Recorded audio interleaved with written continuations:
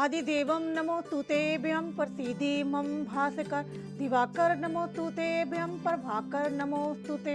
हे सूर्य देव, आप इस सृष्टि के आदि देव और प्रकाश देने वाले हैं। मुझ पर अपनी कृपा करें, मैं आपको बारंबार सदैव नमस्कार करती हूँ।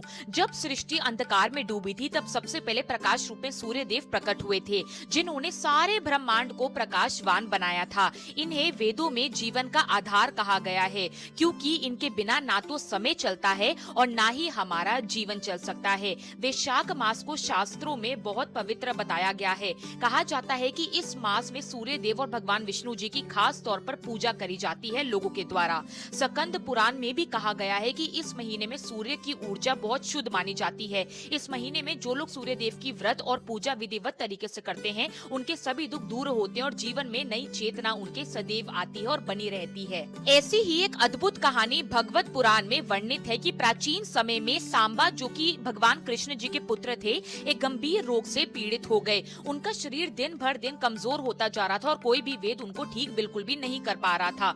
तब ऋषियों ने उन्हें बताया कि ये रोग तभी ठीक होगा जब वे सच्चे मन से सूर्य देव की उपासना व पूजा करेंगे। सांबा ने ये बात मानकर नदी किनारे बैठकर रोज सूर्य देव को जल अर्पित करना शुरू कर दिया और श्रद्धा से ये मंत्र जपते, ओम ग्रीनी सूर्याय नमः।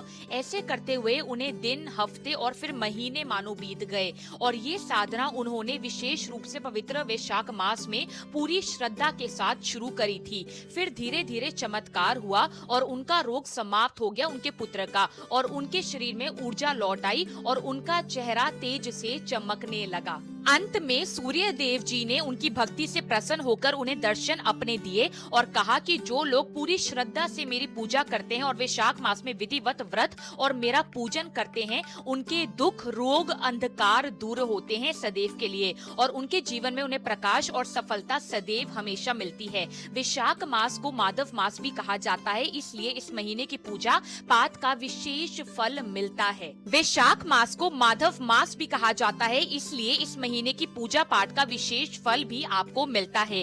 इस अद्भुत कहानी से हम सभी लोगों को यह शिक्षा, यह सीख मिलती है कि सूरज देव की पूजा केवल भगवान की पूजा नहीं है, यह अनुशासन, सकारात्मक ऊर्जा और आत्मविश्वास का रास्ता है, का सही मार्ग है।